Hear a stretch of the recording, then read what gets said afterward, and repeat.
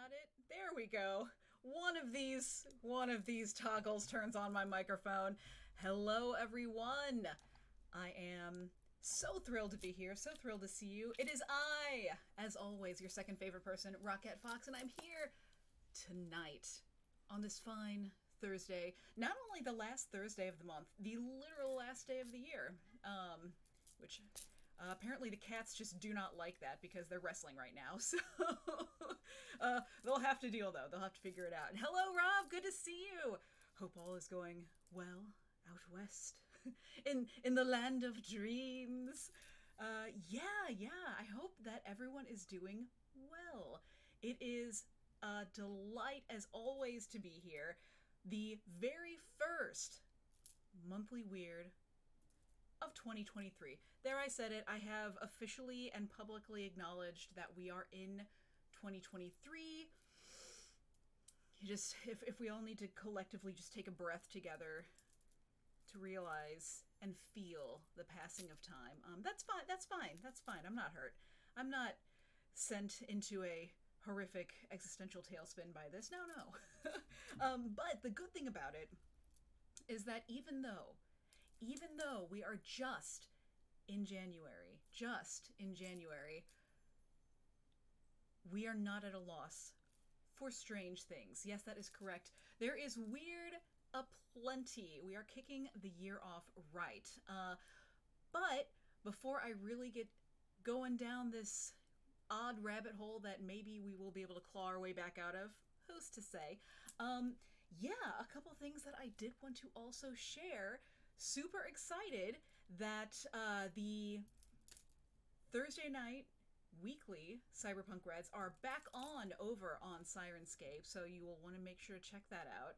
And as well, if you happened to not make it for some reason or another, we did start back up for the monthly Dune and monthly Shadows of Asterin, which the Shadows last night was actually our very first episode. So those are back on. Those are last Sunday and Monday of the month respectively, but it's really good stuff going on there, so you'll want to check that out, as well as the rest of the stuff that goes on here at Cybernation Uncensored. A lot of amazing things, a lot of great shows, a lot of cool people, including Rufio. Hello, it's good to see you.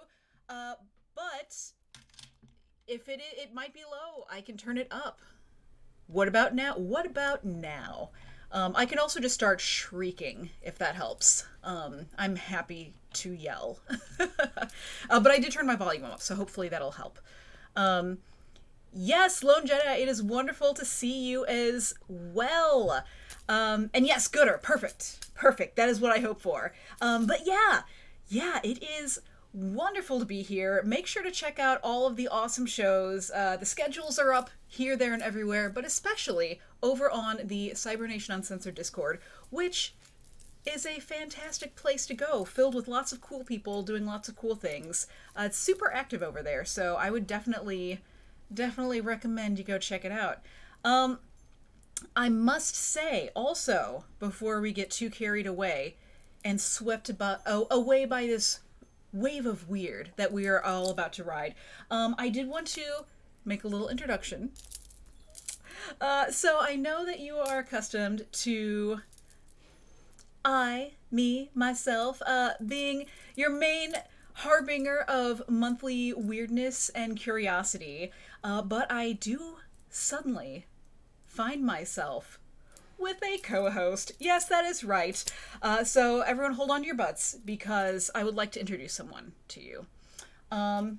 Yes, that's right. This is Peck Shark. And Peck Shark here is my new buddy. Our acquaintance is still relatively fresh, in that, it's only been about a week or so, but like, I just can't keep my hands off Peck Shark. So, so I know, right? Like, I don't mean to embarrass you, Peck Shark, but yo, check it out. Yeah. So, this shark is not joking around. This shark is coming for you if you skip any sort of day, whether it be leg day, arm day, butt day, cheat day, whatever it may be, don't skip it, or else this guy is coming for you. But yeah, so I am, I will say, on the lookout for possibly other names other than Peck Shark. Peck Shark is, there are a few Peck Sharks, but if we've got any other names that anyone has any thoughts on, ideas of, I was thinking Arnold. Arnold, but or maybe Sylvester. Sylvester would be a fun name. Riptide. I love it. Sylvester would actually be a fun name. I'm not a huge Sylvester Stallone is fine. I'm not the biggest Sylvester Stallone fan, to be perfectly honest, but Sylvester is a fun. It also reminds me of Sylvester the Cat, which I do like. So, but yeah, if you've got any ideas, we're open to them. So needed to go ahead and make that brief introduction. But yeah, no, I think that it is fair to say that Peck Shark is actually Lord of the House of Gains. Sitting on that throne of swords, but instead of swords, each one is a barbell, which I think is really the way. It is the way, as we would see from The Mandalorian and other shows that I have watched The Mandalorian, thank goodness, but it makes me think of other shows that I want to see that I have not seen yet. Especially considering, I don't know if everyone has started to watch Last of Us yet, which has one of my favorite human beings in it. So I'm super excited about that. But I've been seeing people post everywhere. Thankfully, no spoilers have been posted, but I've been seeing everyone posting everywhere about episode 3. And apparently that it just evoked some sort of universal sob from literally everyone. So on the one hand, I want to see it. But on the other hand, I'm like, geez, am I ready for that?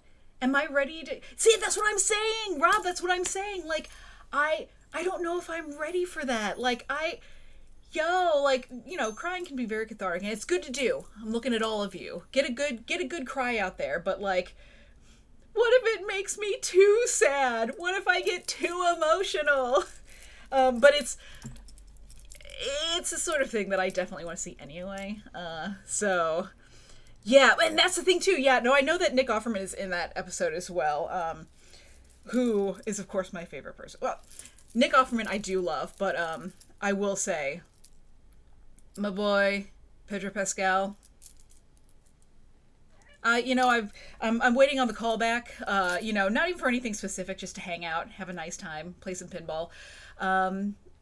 Someday it'll happen. It'll be glorious. But until that day comes, whilst I think longingly about the pinball that will be played in about episode 3 that I have not yet seen, let us jump in, shall we? Let us jump in to the reason for the season, the ablation of the occasion.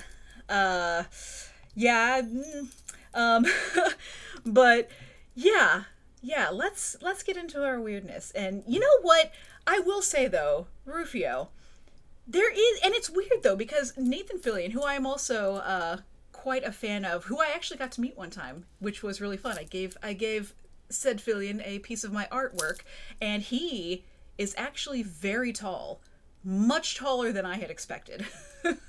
But yeah, it's interesting because Pedro Pascal, there's a similar vibe in that he doesn't remind me necessarily of Nathan Fillion, but he reminds me of him in the sense that he is super likable and that I want to be friends with him. So in that sense, oh goodness, we've got a second co-host, a tray host, because this guy apparently needs to be on my lap right now. So I'll go ahead and introduce him as well, everyone. This is Samurai. He is almost old enough to vote. So watch yourselves, political people, because this guy's coming for you. But yeah, no, I totally get that. So yes, so as we go on, let's jump on in. So it's 2023. basically we're living in the future. But where are our future things? Where is everything we were promised about living in the future? Yeah, I know. That's what I'm saying too. So I wanted to go over, I found an article that covered what exactly it was that we should be expecting in 2023 as predicted by experts in 1923. So let's take a little journey, as it were. So there's the article that I found has topical divisions, if you will. So let's take a look at advancements in health and beauty. Where would we have been 100 years ago, presumably, health and beauty wise? Well, apparently, a headline did say that fewer doctors and present diseases unknown, all people are beautiful. And so the basic idea was that there will be the eradication of cancer, tuberculosis, infantile paralysis, also known as polio, which we have actually done good moves on some of those things. And some have said that the personal grooming and style trends will really jump ahead. And there would be no more beauty contests because everyone is so gorgeous that there would be no way to choose who is the most beautiful. And I do have to say, that I do believe, because you know what? All of y'all are beautiful. There, I said it. So it's good to know at least that some things have come true. So a couple of the things that did not come true, though, in terms of that. So one thing did say curls for men by 2023, which does, in fact, to me sound like some sort of campaign slogan. Curls for men by 2023. Vote for me. And then somebody else had said that women will probably be shaving their heads, which is actually not untrue. There's been a lot of head shaving. There's been a lot of side shave. A lot of that cool side shave, which I was sporting myself, may go back to in a little bit. Dr. Squiggums, hello and welcome. So the other thing about that I'm kind of glad did not transpire is the maidens may pronounce it in the height of style in personal primping to blacken their teeth. Won't it be pretty? To which I say, no, it will not. And I'm glad that is not a thing. That actually, and it surprises me too, because that was a thing historically. There was a period of time in which people blackened their teeth for style. And not a huge fan. Doesn't speak to me personally. So some other things. There's someone whose name was Charles Steinmetz, who was a mathematician and electrical engineer, who predicted, quote, "The time is coming when there will be no long drudgery, and that people will toil not more than 4 hours a day, owing to the work of electricity, and every city will be a spotless town." It does sound nice. It's something I can definitely stand behind. It's something that I would like to see, electricity doing my work so that I only have 4 hours would be fantastic. But sadly, and alas, that has not happened just yet. I think we're like 1 year away. So in terms of gizmos, gadgets, and other innovations, some of the things... So one of my favorites, I'll go ahead and share that with you now. A writer proposed, and I want everyone to really think about this, really place themselves here and in it, and just imagine what this would be like for you. A writer proposed that people will be wearing, and I quote, kidney cozies, which they compared to a teapot cozy, but it's for your kidney. It goes inside. So, kidney cozies. I'm still waiting on mine, but hopefully soon, those will be happening. But anyway, aside from the kidney cozies, so aviation pioneer Glenn Curtis, that's with 2 S's at the end, predicted that by 2023, quote, gasoline as a mode of power will have been replaced by radio, and that the skies will be filled with myriad craft sailing over well-defined routes. Now, I feel like from a lot of different places, we have gotten many promises, many visions of like flying cars, actual hoverboards, and not just the little floor things you roll around on. But somebody brought up a really good point. Somebody brought up a really good point when I was having a conversation about this a few weeks ago. That, imagine if you will, because I think about it, and at first I'm like, yeah, flying cars, personal hovercraft, stuff like that sounds great. But think about, if you will, for just a moment, the roads. Now think about people on those roads. Think about other cars on the road. Think about drivers. Think about how many times you go out and you have just the most relaxing drive ever, and no one has done anything stupid. Think about that. Now think about that in the air. And that was pretty much all I needed, really, to be like, nah, no, I don't think that's a good idea at all. I think that would be terrible. Bronx Smash, hello. Good to see you. You are in time to be listening to some of the 1923 predictions of what we would have here by 2023. So yeah, not as much flying stuff, which I actually, again, on thinking about, not terribly disappointed by. However, some of the stuff that is interesting, though. So, one writer envisioned a world in which Pittsburgh and London, interesting choice of 2 cities, but would take orders, quote, on talking films from merchants in Peking, and, quote, 1,000-mile-an-hour freighters would deliver goods before sunset. And that is interesting to me.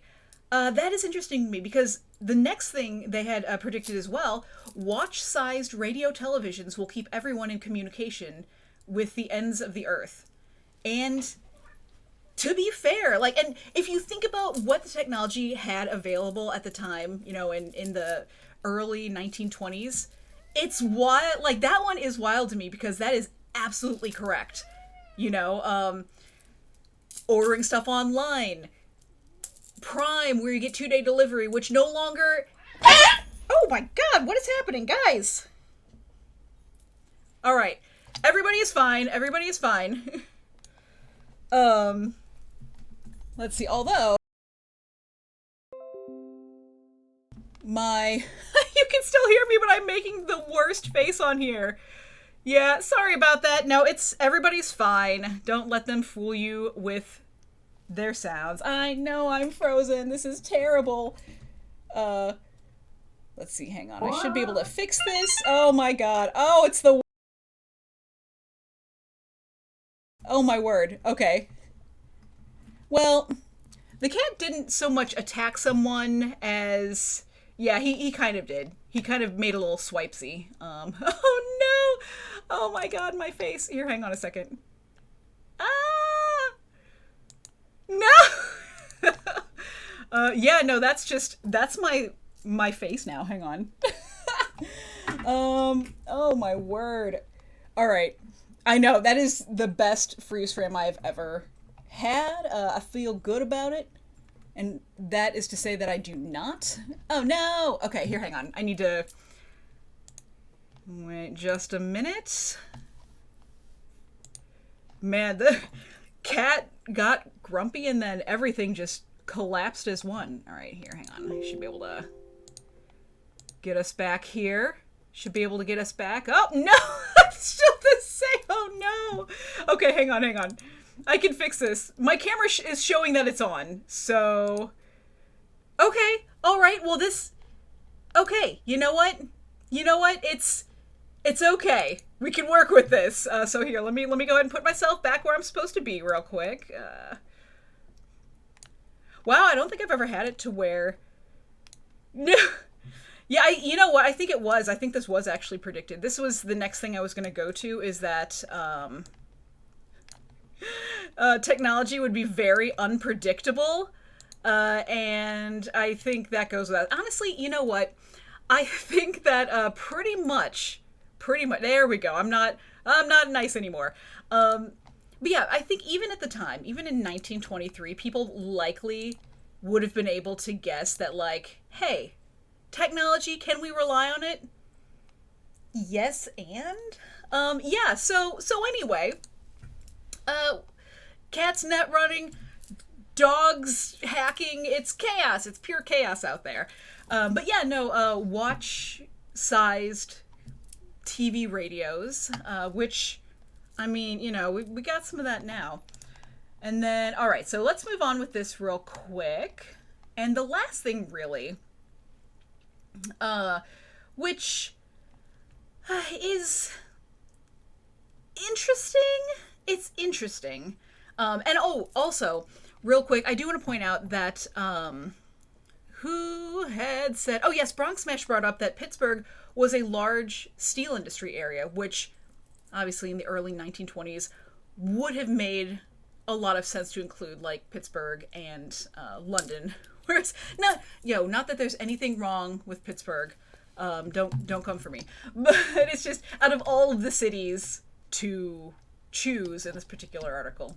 Anyway, I digress. But yeah, so the other thing that I wanted to point out that was a possibility for the future in which we live now, that it would be quite possible that when civilization had advanced another century from then, which is currently now, that mental telepathy will exist in embryo and will form a very useful method of communication. Which, I'm not telepathizing with a lot of embryos or babies or even adults, but that's cool to know. Cool to know. So those are some of the predictions that were given 100 years ago. I would love to know if anyone's familiar with any other predictions, like old world kind of predictions or anything like that.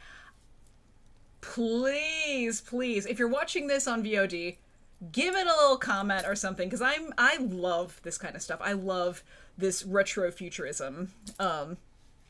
Oh yeah, and as Rufio says, I would not need an embryo crying in my brain. I feel like that would be a lot.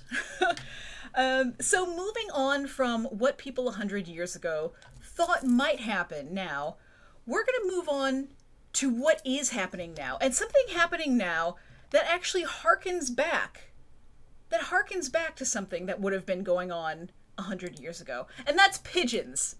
So, pigeons, fun side fact, and I don't know if necessarily everyone knows this, but fun fact about pigeons is that all pigeons, like when you go into a city, all U.S. pigeons anyway, when you go into a city and you see all the pigeons gathered around, plotting mischief and whatnot, all of those birds were descended from domestic pigeons. That's right. None of those are actually native, natural birds of North America. They actually all came over early on.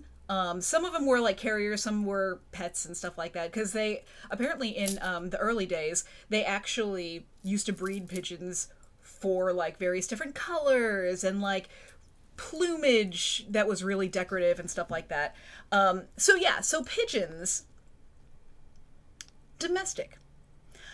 The other thing is that many people might recall that people used to use pigeons for homing kind of things and communication over long distances. You would take your pigeon because I think, to my understanding, science still doesn't totally understand how it is that pigeons are able to find their way home as accurately and well as they do. But people would take and they'd put the little message in a little capsule on the pigeon's leg, and then woof, just let it free to fly home. So pigeon keeping is actually still a pretty, a pretty popular and very much alive pastime. Some people, people race pigeons, some people will still do homing stuff. Not because you can't pick up the phone or send an email, but it's a novel thing to do. Unless you're in jail. If you're in jail, it's gonna be a little harder to get, I don't know, messages, drugs, things like that in and out. So you see, what had happened, according to this article from January 12th, is that envision, if you will, Canada. Now envision a prison yard. Envision, if you will, a bird pigeon flying in. And the guards are like, oh, a pigeon. How fun. Wait a minute. Is that pigeon wearing a backpack? Well, it turns out this pigeon was indeed wearing a backpack, and that backpack was filled with meth. So what had happened is that pretty much what I just said. A pigeon carrying a backpack filled with meth flew into a prison. And it was apprehended. The bird, I don't know necessarily if it was put into holding, if they got little bird cuffs for it or anything like that, but it was indeed carrying 30 grams of meth. And at this point, apparently, the matter is still being investigated because they do not know exactly from whence the smuggler pigeon was smuggling. So yeah, it is also not the first time that these birds have gone into this sort of a business, because there were actually, let's see, there was, when was it? In 2017, I think it was, a homing pigeon carried 178 pills from Iraq to Kuwait in another backpack, and there's another time when police caught a pigeon carrying 200 ecstasy pills, which is actually what this picture you're looking at here is from. And there's another time when a pigeon was busted smuggling weed and cocaine into La Reforma, a maximum security prison in Costa Rica in 2015. So, the takeaways I have from that are that pigeons cannot be trusted. And they're running some kind of illegal business. So yeah. Don't trust them. When you go out in a city and they're looking at you for that bread, you know what they're about. You know what they want. It's all about the bread. So yeah. Yeah, well, if it flies, it spies. If it gives feathery hugs, it carries lots of drugs. You see, you know where I'm going with this. So, moving away from carrier pigeons for just a moment. Well, no, that's a lie. We're moving away from carrier pigeons for the rest of today. So, we are, however, despite the fact that what you're seeing right now may look like a prison, it is slightly different in that it is a school. Our next couple stories take place at school and involving people who should not have been at school. And while there are a number of us who I would have imagined at the time winced in high school and such like that, felt like that would be us, that we shouldn't be there, there are better things for us to do, etc. Well, yeah, so what happened on Tuesday, January 17th, was an instance of someone being there who decidedly not only should not have been there by their own account, but should not have been there. Even the administration did not really want them there. And that would have been a mother. Now, mothers at school, that happens, right? Like sometimes people will help if it's a younger school or maybe there's an event or something like that. Sometimes they arrive at school disguised as a student, and then they go cheer on their daughter who gets into a fight, as moral support. Sometimes that happens. So more details on that is that indeed this individual was the mother of a student, and this student had a beef, and this beef was with another girl, and so the mom, disguised as a student, which even just starting there is so weird to me. Entered the building during arrival, disguised as a student, and apparently this was her name was Valerie Alvelo, age 33, of Lagrangeville, Lagrangeville, Waterson. I'm sorry, I know I just killed that. I don't even think that's a hard city to say. But yeah, so was arrested on Sunday, January 22nd, charged with criminal trespass and endangering the welfare of a child, because this person went here and was just backing their daughter. So yeah. I mean, that's obviously a Mother of the Year moment, but like, apparently, from what I read in another article, that's not one that I have pulled up right now, they got in a fight. The two kids got in a fight, and the mom is there, like, yelling insults and like egging the daughter on, like trying to get her to really like fight harder and stuff like that. And I'm like, whoa, that is not, listen, if I encountered a situation that was like a bullying situation or something, which thankfully my high school career was pretty low key, but like if somebody was trying to do something and I was like, defending myself or something like that, I think that would have been acceptable by my parents. I think that would have been fine. I cannot imagine the world in which my mom would have shown up there and, like, if I got into a fight, would not have knocked my ass out. I cannot imagine that. So yeah. Well, and that's the thing too. It's like you hear stories of helicopter parents, which, I mean, this is straight up like military helicopter parent, where the helicopter comes in like shooting all of the machine guns and all this stuff. So like, yeah, just a lot. It's a lot. It's wild.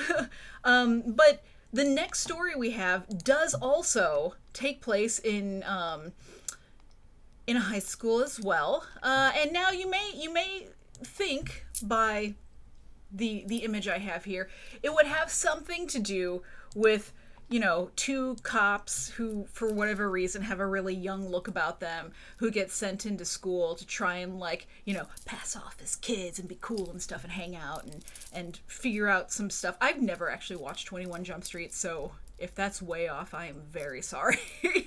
But what happened here was, this one was in New Brunswick, and this is wild to me, because even the scenario with the mom, as wild as that is, there is a little semblance of, like, sense, I guess. Like, the mom's like, okay, you know what? My daughter is a winner. She's going to be a closer. She's going to get coffee, and like, and going there and being like, I'm supporting, I'm being a mother in my own way, There is some reason behind that. I don't know that anyone thus far knows the reason why this gal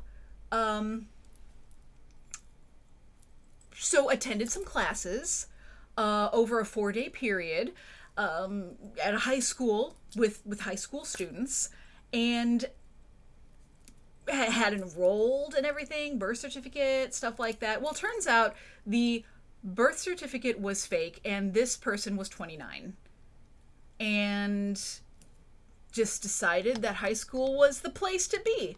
And I know that it's been a saying before that high school are the best years of your life, which they were not for me.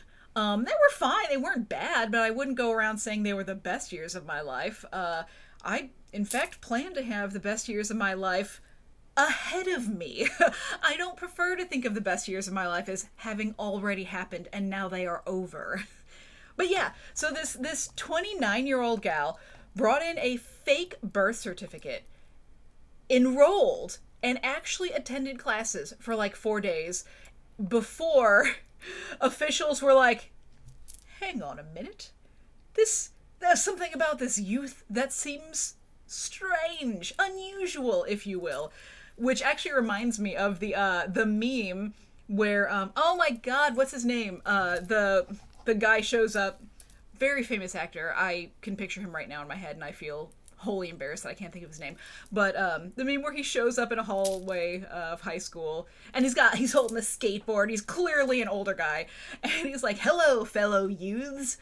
That's what it's like. That's what I imagine this was exactly like. I mean, she might have been like graying a little bit or something. I got a little bit of wrinkles around the eyes. So I was just drinking a lot of soda last night.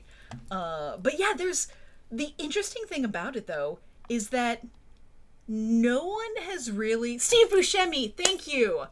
Rufio, thank you. Yeah, Steve Buscemi, who from everything I have ever heard is a very delightful individual. But yeah, so this whole thing with this gal breaking into school, yeah, there's no real reason that anyone's been able to figure out why, but she has been barred from entering school grounds in the district, and the officials have advised the students not to have any contact with her. Which, now that I read that there's like a no contact with the students, that makes me very uncomfortable. Like, I'm hoping that she was just sneaking in to like relive her glory years or whatever, and not because she was trying to get close to a student, because that is creepy. That is creepy, and I do not like the thought of it. But either way, she's gone now. So she's away. She's away. And unfortunately, our next story, yeah, PWB does bring up a good point. That $1 lunchtime pizza. Although, I mean, have y'all seen inflation as of late? School lunches are way more expensive than when I was back there. You get those Bosco sticks for like, $1.25 or something like that. It's like $5 for a pair of Bosco sticks now. Anyway, it's wrong. But yeah. So the last story of the kind of more less happy variety is this next one. And I apologize because, so if you've ever thought about one way you would never want to die, right? Because I feel like a lot of us have had that thought. You think about like, if you're, so for me, I think the last time it happened was when it was icy outside and I'm trying to drive somewhere and I was like, this is not how I want to die. Not the most gruesome nor horrific death, but it kind of, you think about it once in a while. Like, if you're at one of those little community fairs that have the little rides, like a church carnival, that you get on the ride that it was pulled out of a garage somewhere like 15 years ago, the last time it was running. I've thought about it. I've thought about being on there and being like, yo, I don't want to die this way either. So when you think about all the ways that you could die and don't want to die, the worst way would probably be this, in my humble opinion, having seen it. And now we know that it is a very real thing. So I want you to notice here, we've got a police line, do not cross. We've got some police people. We've got a crane of sorts. There's a tree. But the real culprit is right in front of us. Yeah. I would like you all to direct your attention to that blue, suspicious looking guy there right in the middle. The boxy looking one with a white top. Yeah. That outdoor urinal. That is our culprit. Yes, as much as I hate to say it, a pop-up urinal crushed a man to death in London's Theatre District on Friday as of January 27th. So, it was a busy intersection in the city's West End. It was a urinal at Cambridge Circus, and a winch had to be used to free this man who was trapped beneath it. Now, when I say a pop-up, like portable urinal, what it is that it's a telescopic urinal, right? It pops up. And in this particular instance, it popped back down again. The identity of this man was not released. However, he was pronounced dead at the scene. Having been crushed by a urinal. And the one thing we can at least take away from this before you develop a new phobia is that it's thought that this individual was somebody who was actually working on it, like he was somebody who was actually supposed to be messing with this urinal. So likely what happened is that he's in there working on it, doing some sort of urinal repair or whatever, and maybe somehow accidentally like slipped a peg out of place or something, and it just like just telescoped down and just squished him like a hydraulic press. That's the likelihood of it happening to any of us casual non-urinal professionals is probably lower. But I do have a new, like, permanent fear now that I've seen this story. This is actually the only, and I'm sure this is not the only time this has happened, but this is the only story I've seen as of late about someone dying from a urinal. I feel like, if anything, maybe falling in and drowning in the pit, which does in fact sound worse. If there were a worse way to go involving a urinal, go to die, not to go in the way you're supposed to. I'm actually curious. So I do know, fun fact, I do know that on average, vending machines kill about 13 people a year. So, and listen, you and I both know how this happens. Somebody puts their money in, the little swingy spiral doesn't spiral all the way, the thing doesn't come down, and somebody gets mad, and then they're banging their hands all on it, being like, shaking it, you mean, give me my candy. And then they shake it a little too much, and then just flatten them like a bug. So I'm curious though. If this is something that happens though, like urinals.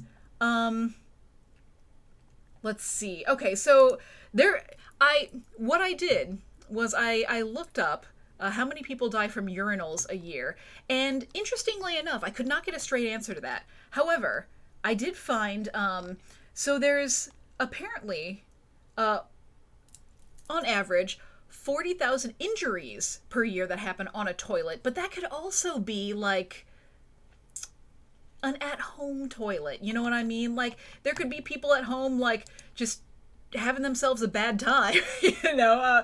Like, it's, now I have questions. Now I have questions that I'm gonna need answers to. So this is probably gonna be a more in-depth search, much to my chagrin.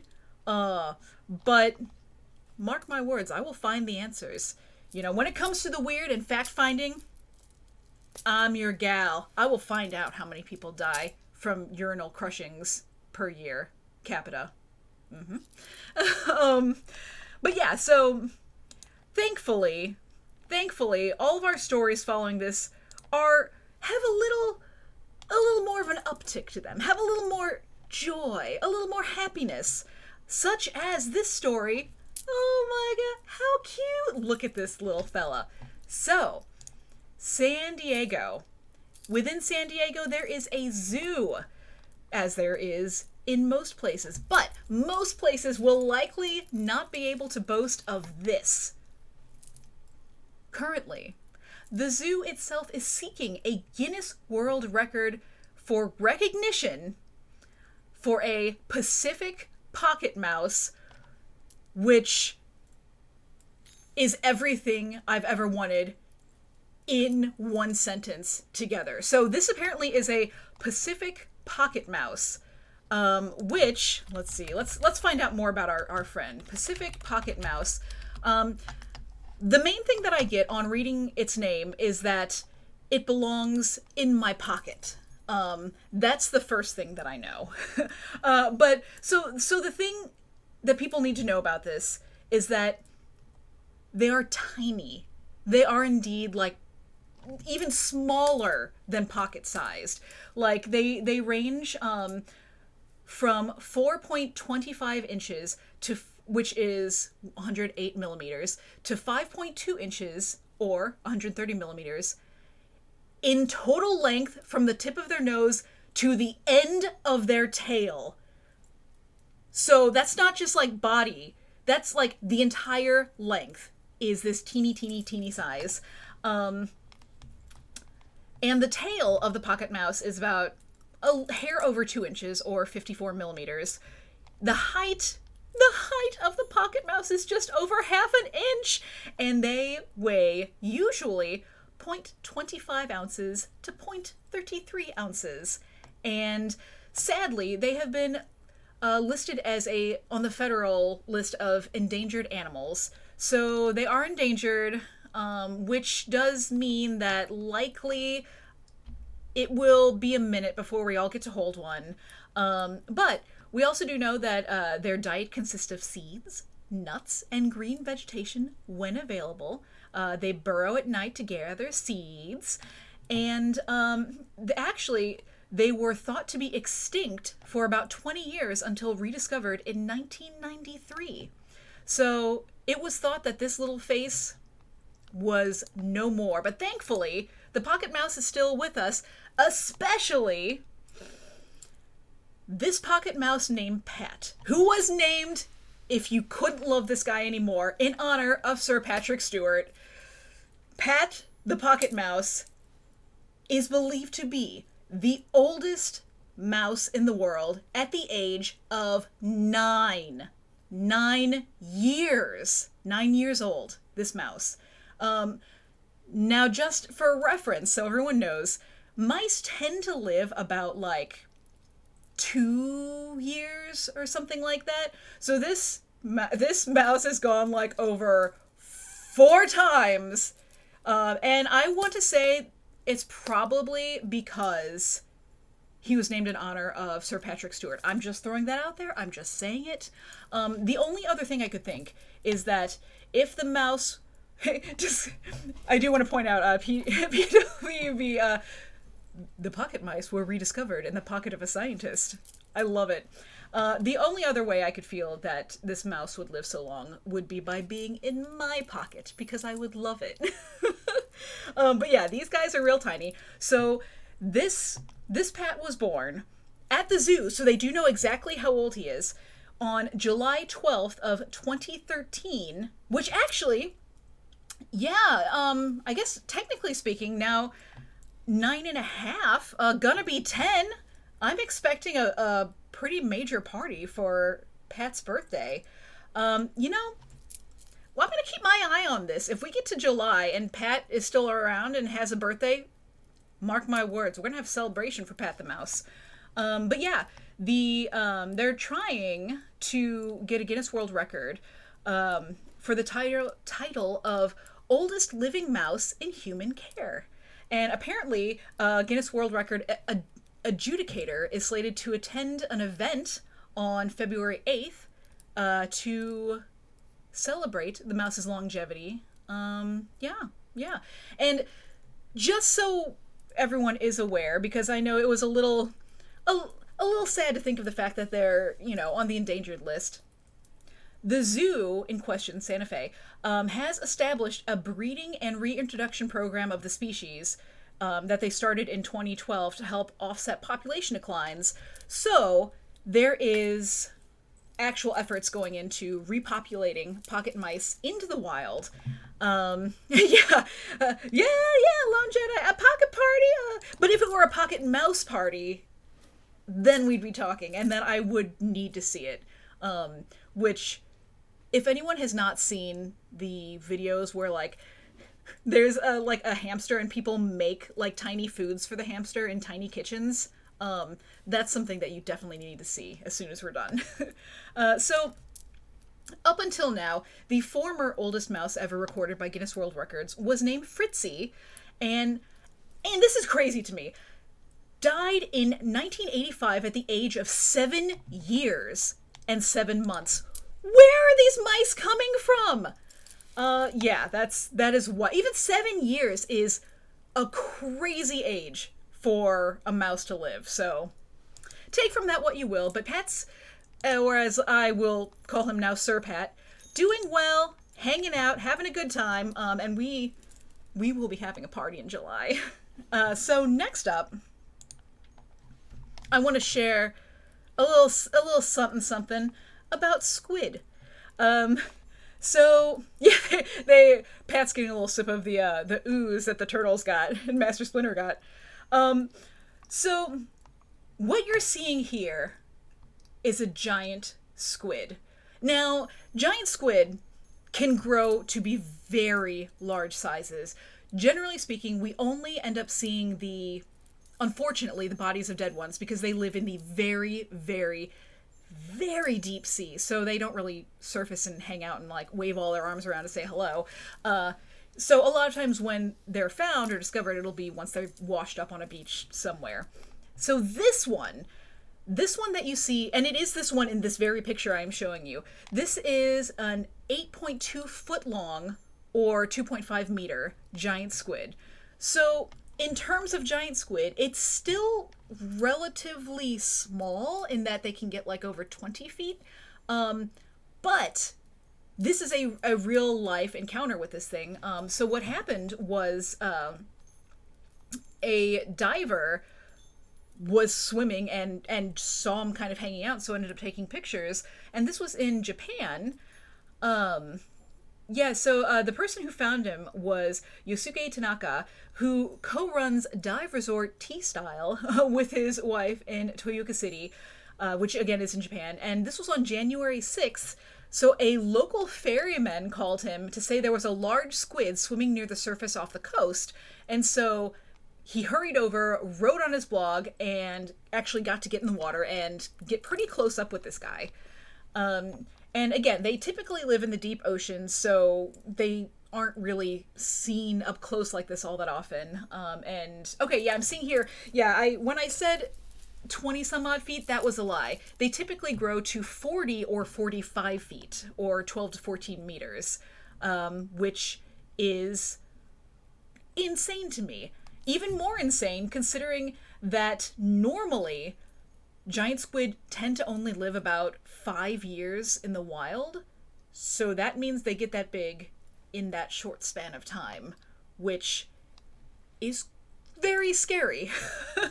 So this I thought was really cool. Don't really know why it was hanging out, being all up close and personal, but pretty neat nonetheless. So moving on from there. Oh, what's this? A fist bump, you say? Yeah, that's right. Speaking of Guinness World Records, this month, a man named David Rush broke the previous Guinness World Record for the most alternating fist bumps in 30 seconds. So, you know what? I could describe this to you. I could tell you all about it. But instead of that, we're going to watch the magic unfold. So, prepare yourself, because we're about to see a world record get broken. Here we go. It's David Rush here with Jonathan Hollywood Hannon's eldest son, Joey, who also has a Guinness World Records title. Fastest time to put on a t-shirt in a handstand. We've been trying this one for a while now. It's resulted in some bloody knuckles. I've literally punched this kid thousands of times, and he's put up with it. How you feeling? I feel almost sore right here. Yeah, he made me take my wedding band off. As you can see, we got some blisters here. That's for another record I'm planning. I don't know what the previous record was or how many we got, but I'm pretty sure we trounced it. If you like these videos, hit like, hit subscribe, and we'll catch you next time. 3, 2, 1, go.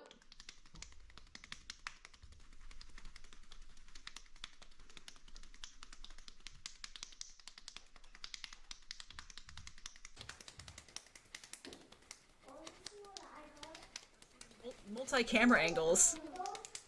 That's how you know it's official. Oh my god, 3 camera angles.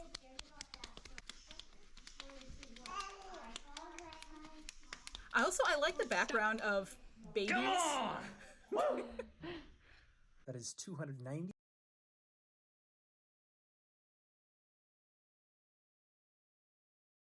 Oh, so yeah, there you go. There you have it. World records being shattered in front of our very eyes. So I believe it was 273 alternating fist bumps in 30 seconds. I don't know what I was expecting, but that was... well, you know what? I guess that was probably about it. I guess that's probably what I would have been expecting. Although I guess I was kind of hoping for more of like... I mean, I guess alternating you would have to do hand... But like, I was expecting a little bit, you know, I don't know. I'm not... Listen, I'm not the master at fist bumping here. At least alternately. Like, if it's a single fist bump, yo. Right? But you know what? Even though the kid was not Tom Holland, he's out for a bright future already, breaking world records. So, gonna go far. Gonna have a lucrative career in the field of fist bumps. So to end our adventure, to end our adventure, I thought, the next time we see each other for the monthly weird is going to be at the end of February, and by that time we will have passed by Valentine's Day. So I wanted to give everyone just a couple ideas, just a couple thoughts, to roll around in your mind brain, so that, whether or not you want to get a gift for a special someone, or if you want to get a gift for yourself and someone you've never met, whether or not you want to get a gift for me for Valentine's Day, or even Peck Shark. I wouldn't say no to that, but whatever it is you end up doing, I wanted to share some ideas. I don't want you to go out there unprepared. So, that being said, let's see what we've got here. Now, which one of the... Here we go. So, with that said, let me take you on a journey. Let me broaden your mind. And I will tell you where you can find these, but you'll likely want to write it down because, opportunities like this come about once a year. Val, hello, good to see you. You're just in time. Oh no, I hope I don't... Rob, I'm so sorry. I hope I don't ruin the surprise for what you're getting Val for Valentine's Day. Because I know you were really looking forward to surprising her with this. And that's okay. It's I'm sure she'll still be... Val, you'll still be surprised, right? Whenever you unwrap this on that special day. So this is indeed a 2-person sweater. And this is on Zulily. It's available in 4 styles. This was my favorite style, though, so that's why I pulled a picture of this one. So, again, 2-person sweater. The other example I thought was pretty cute. There's one with a rainbow across it that says, love is love. But I still, the Be Mine, I'm Yours, I really like. And what you can do is you can get this for your significant other, or... If you're out there, if you're someone who has kids, you could get this to be the punishment sweater, so that if the kids are being like causing conflict with one another and being problematic, you just put them in the punishment sweater, and that's put both kids in the sweater together, and then that's their punishment until they sort their shit out. So this could be either a delightful Valentine's present or a horrific consequence. That's really up to you. So the next thing, and there are a whole bunch of things I came across. Yeah, there's a whole bunch of things I came across, but I pulled out my favorites. So the next one we have is this. It would be wrong to not celebrate the greatest love of your life for Valentine's Day, and that is to say your pet. And I don't know of any better way to celebrate a pet than put them on a throne, a particularly dangerous throne. That still looks fairly comfortable. You want it to be nice and, squish the butt in a little bit. So this is the Iron Throne Pet Bed. And this is on a site called Made for Pets. Now, I do have to say, it's not cheap. Apparently, it's $272. But it looks to be worth every penny. So consider that, if you will. Next up, we've got this. What's that, you may ask? Oh, yes, it is, in fact, a DIY casket kit. The gift that will be there until the end. So this is exactly what it sounds like. You can get it on Amazon. So, if you really need it to get there in a rush, maybe it's on Prime. I don't know. Even though I do have to reiterate that lately, my Prime stuff has not come in 2 days. Usually it's a little bit more than that. I've got my eye out on you, Bezos. But yeah, so it's the DIY coffin kit. And the thing is, this one, again, on Amazon, it's $599. Totally fine. But I feel like you could either maybe find a DIY coffin kit that's a little bit sharper, or, now walk with me down this road, you could probably find a tutorial to do it yourself and maybe make some customizations. I'm just saying. Although even with this, if you were to paint it up nice and red, spray paint some hearts on it, I think it could really be something special. So the last thing I have to show you is one of my favorites, and this is one that comes around and I think about it every year, and I may actually partake myself this year. Yeah, no, Rufio, you're absolutely right. Like, $599 does seem like a pretty high price, which is why I'm saying look up some tutorials out there. I guarantee you can make a nicer coffin for cheaper. But yeah, so this next one is my favorite. I see it every Valentine's Day, and I've never done it yet, but I think this might be the year. So, but Fox, could this possibly have to do with Valentine's Day, you ask? Well, Valentine's Day is normally celebrated, and you're thinking of a partner, a loved one, someone you like. But what about all of those people that you don't like? Well, now you can do something for them too. That's right. Apparently, several zoos offer the opportunity for you, yes you, to name a cockroach after whomever you want as a Valentine's gift. And this said cockroach is then fed to one of the reptiles. And that's what happens. Let's see, the Bronx Zoo, for example, you can name a hissing cockroach. And there's a variety of different reptiles that eat these hesitate I to say tasty morsels. But yeah, there's the San Antonio Zoo has the Cry Me a Cockroach fundraiser, where you can name a roach, but you can also donate to name a rodent or a vegetable which is destined for the same fate. And then at least the one at the San Antonio Zoo, the person whomever it is you decide to do this and name it after, the article I'm reading says your ex, but hey, you know what? I don't want to tell you what to do or who to send these things to. Whomever it is will receive a virtual Valentine's Day card informing them that a cockroach was named after them in their honor and eaten. And so, yeah, there's similar programs offered at the El Paso Zoo, Houston Museum of Natural Science, and Florida Aquarium. There's also the Toronto Zoo, which has a Name a Roach program. Now, if you do want to do something a little sweeter, apparently the Toronto Zoo also has an alternative where you can adopt an African penguin couple and you will receive a plush and a little certificate of adoption, which, all right, listen, that's pretty cute. I'll admit it.